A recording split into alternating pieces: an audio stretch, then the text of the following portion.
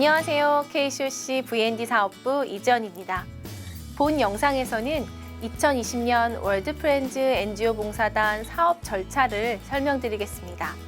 단계별 지원 내용과 기관의 역할을 안내하기 때문에 사업 전반을 이해하시는 데 도움이 될 것입니다. 자, 지금부터 시작합니다. 월드프렌즈 NGO 봉사단 사업은 파견기관 심사와 단원 모집 선발, 교육, 파견거 활동, 활동 지원, 귀국 지원 5단계로 구분됩니다. 본 일정은 2020년 3월 파견 기준이며 파견 시기에 따라 세부 일정은 조정될 수 있습니다. 모집과 선발 과정에서는 파견 기관을 심사하며 그 결과에 따라 배분받은 인원만큼 단원에서 모집하고 선발하는 과정을 거칩니다.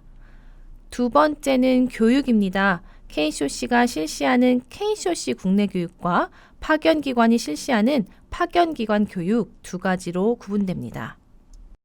상세 내용을 보실 텐데요. 먼저 KCOC 국내 교육입니다.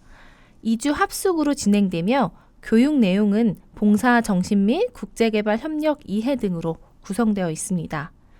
본 교육은 신규 파견 대상 필수 교육이며 2년 이내 수료한 단원에 한해 면제가 가능합니다. 파견 기관 교육입니다. 파견 기관 교육은 파견 전 실시하는 기관 교육과 파견 후 실시하는 현지 교육, 현지어 교육 총 3가지입니다. 기관 국내 교육은 최소 20시간 이상, 현지 교육은 40시간 이상 실시해야 하며 보시는 주요 내용을 포함하여야 합니다. 모든 교육 후에는 보고서를 KCOC로 제출해야 합니다. KCOC 국내 교육과 동일하게 2년 이내 수료한 단원의 경우 면제가 가능합니다. 현지어 교육은 파견 후 6개월 내 최소 40시간 이상 실시해야 합니다. KCOC는 현지어 심화 학습비를 연 1회 지원하고 있습니다. 신규, 재계약 단원에 관계없이 매년 지원되며 교육 후에는 보고서와 지출 증빙을 제출해야 합니다.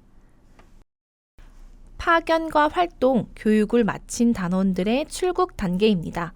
봉사 단원들이 안정적으로 활동할 수 있도록 다양한 지원을 실시하고 있으며 그에 따른 의무로 보고가 이루어져야 합니다. 첫 번째로는 물품 지원입니다. 파견 시 그리고 활동 중 필요한 파견 물품과 안전을 확보하고 비상 상황 시 생명을 보호할 수 있는 안전 물품 그리고 현지 활동을 격려하기 위한 격려품을 지원합니다. 두 번째는 예방접종인데요. 접종 항목은 대륙별로 상이하니 아래의 표를 확인해 주시기 바랍니다. 다음은 보험과 의료보안 서비스입니다. 활동 중에 발생할 수 있는 사건, 사고, 상해에 대비하여 보험과 의료보안 서비스에 가입됩니다. 화면에서 보시는 3종의 보험과 의료보안 서비스의 상세 내용을 확인하시기 바랍니다. 대한민국과 파견국 간의 국제공항 최단거리 노선으로 이코노미 등급 왕복 항공권이 지원됩니다. 항공권은 국내 교육 수료 후 발권이 가능합니다. 대한민국 내에 그리고 파견국 내의 국내 노선의 경우는 KCOC 지원에서 제외됩니다. 활동 경비 지원입니다. 파견 후 1년간 단원의 생활 그리고 주거를 지원하는 활동 경비는 4가지 항목으로 구분됩니다. 현지 정착비, 현지 생활비, 주거비, 현지어 심화 학습비인데요. 파견 후 지원되는 순서대로 보시면 연 1회 첫 번째 분기에 현지 정착을 지원하는 현지 정착비가 지급됩니다. 현지 생활비와 주거비는 분기별 연 4회 지급됩니다. 현지 생활비는 국가별 기준액으로 지급되고 주거비는 기준액 내 실비 지원합니다. 마지막으로 현지어 심화 학습비는 파견기관 현지어 교육 시에 사용하는 경비입니다. 현지 정착비와 동일하게 연 1회 첫 번째 분기에 송금됩니다. 화면 아래 표에서 분기별 송금 시기를 보실 수 있는데요. 3월 파견 단원을 기준으로 정리한 내용이니 참고하시기 바랍니다. 활동 경비 송금을 위해서는 필요한 자료가 있습니다.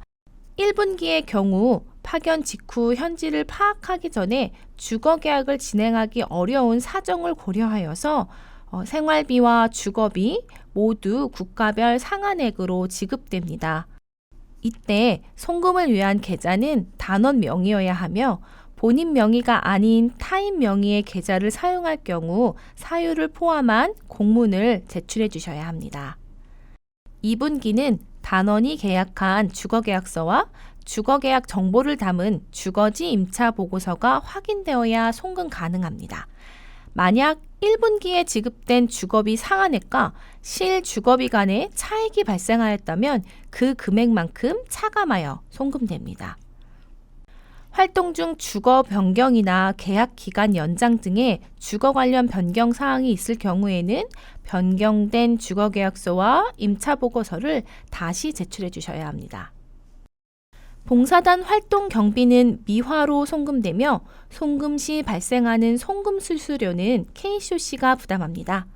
하지만 수취 시 발생하는 수수료는 국가에 따라 또 계좌의 종류에 따라 상이할 수 있기 때문에 수취 수수료는 단원의 부담입니다.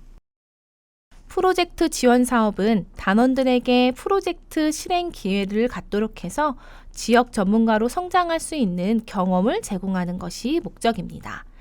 1년차 단원부터 재계약한 2, 3년차 단원까지 모든 단원의 참여가 가능합니다.